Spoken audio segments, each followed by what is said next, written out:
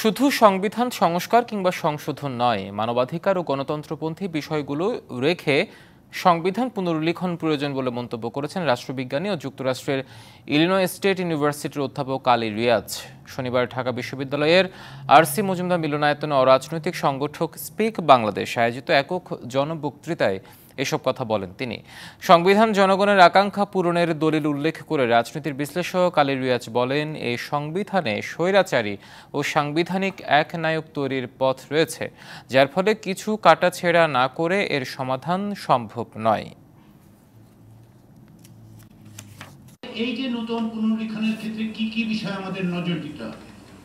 জনগণের অংশগ্রহণের নিশ্চয়তা বিধান করতে হবে। 2 নম্বর হচ্ছে রাষ্ট্র আসলে শেষ পর্যন্ত জনগণেরই বস্তু। ক্ষমতার ভারসাম্যের প্রধান বিবেচনাটার বিষয় হচ্ছে যেন জবাবদিহির জায়গাটা জনগণের কাছে।